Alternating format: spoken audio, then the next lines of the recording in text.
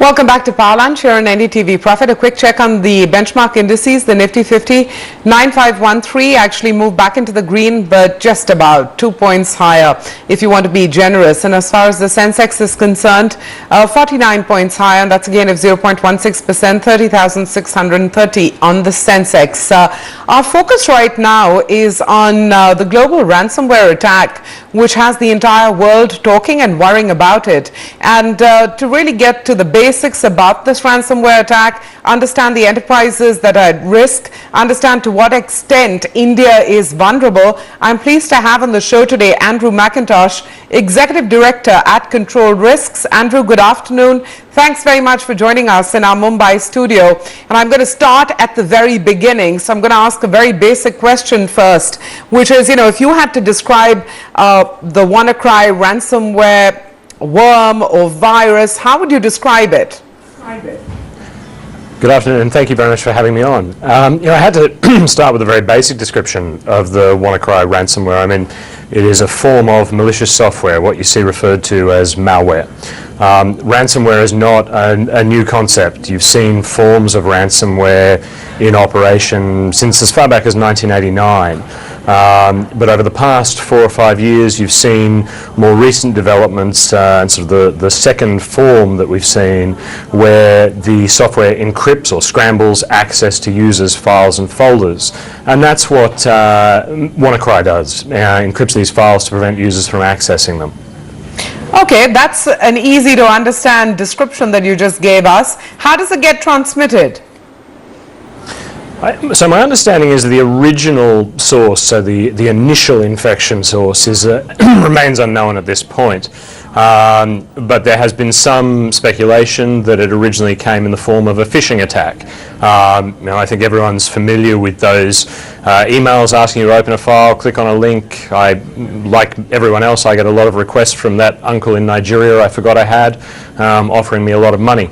But once the attack had commenced, it exploits vulnerabilities in the Windows operating system, particularly within the server message blocks, to infect systems and spread. And once it's within a network, it doesn't actually require user interaction. It self-propagates. So it continues to develop and spread to vulnerable and affected systems. And in that sense, it's a really interesting, because the basic operation is similar to other ransomware, but it's really interesting to see the fact that this is a worm. It spreads. So we've been referring to it more as a ransomware worm rather than a ransomware virus. Fair enough. And, I was conscious of the fact that I should have used, ransomware worm in my description all through. You talked about, vulnerabilities in the operating system and how it exploits that. I want to just make this not about the rest of the world anymore, but specifically about India. And if you had to reflect a little bit on, targets at risk and what your own risk assessment of the Indian context is, and I know that's a very wide question to put to you, but you can choose your own starting point and path. Sure. I mean, I think I would say, first and foremost, it is important to look at how this did spread at that global level, because obviously this is an unprecedented attack in terms of size and geographic spread. You see a situation here where there is a weakness and a vulnerability in the Microsoft Windows operating system, which I'd stress that Microsoft had actually talked about back in March. They'd published patches for this back in March. But the issue you have with that sort of situation is those patches don't have any effect on older, out-of-date operating systems. For example, Windows XP or Windows Server 2003, even Windows 8. And so you see a situation where these systems have remained vulnerable. I use that as an entry point to the discussion about the India side. The latest statistics that I've seen today on the number of systems affected in India is somewhere between 40 to 50,000 systems. Across a broad spread, but I think the top 5 states that I've had mentioned are West Bengal, Maharashtra, Gujarat, the National Capital Region, and Odisha. So that's quite a broad spread. I don't think from the perspective of industries and sectors affected that you have quite the same, I do think from the perspective of industries and enterprises affected, you have very similar industries globally and here in India. Certainly a lot of questions being asked from sectors such as infrastructure, manufacturing, healthcare, financial services, education, and also more broadly into the kind of services sector regarding what this might mean for them. To use a more specific example for, say, an organisation with production lines, they might be operating a control system that runs on an older form of these operating systems, and in order to patch that system, it might be required to take it offline, which of course impacts on production, and thus becomes a productivity question. So I think from an India perspective, you're certainly seeing some businesses at the moment making some tough decisions with those more live systems of, do I take my system offline and patch it, or do I risk getting infected and having that decision made for me?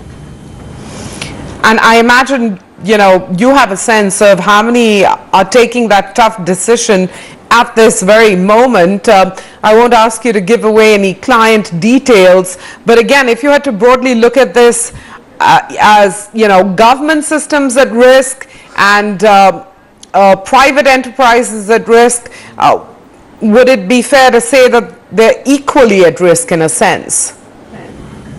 I would certainly say that we're seeing more of an impact on enterprises, and there I wouldn't sort of break that down across public-private, than we are on individuals per se. And I think just reading the latest reporting that's been coming out, there have been statistics touted that 60% of the attacks are impacting on enterprises and 40% of the attacks are impacting on individuals.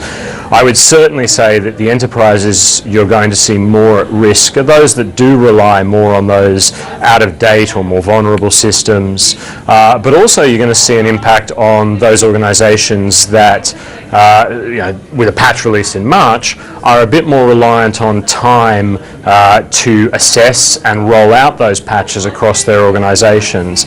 And in part, that's a challenge in a place like India where you have such large organisations in operation. That process can take time. I'm wondering, and again, I have to acknowledge the fact that I'm a lay person here, so some of my questions might seem very basic to you, but I'm sure our viewers have those same questions too.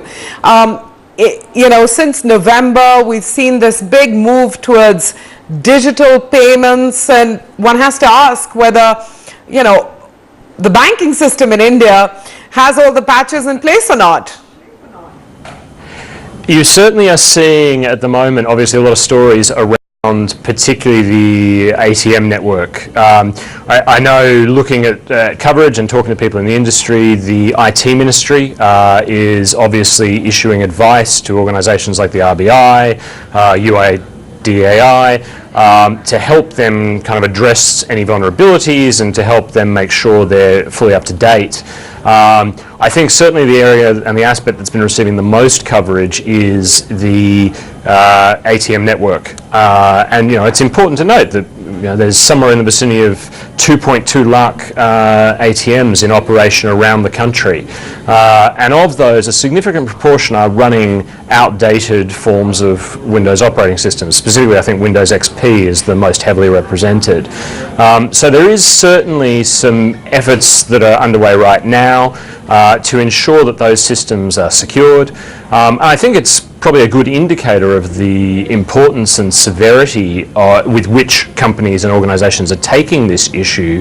If you look at the reaction of Microsoft, who I understand from people like NASCOM have actually taken the step of issuing a special patch for those out-of-date systems that were not previously supported or are no longer supported, for the purposes of ensuring that they are secured and more resilient to these issues.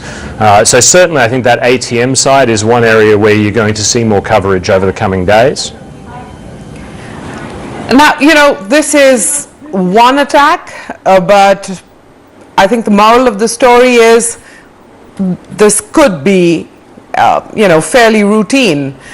Just the scale and the geographical spread this time has caused everyone to sit up and take notice, and perhaps this scale and this geographical spread will become more routine and the norm in a sense. So I want to ask you, really, what's the message that should go out right now for better preparedness, the do's and don'ts?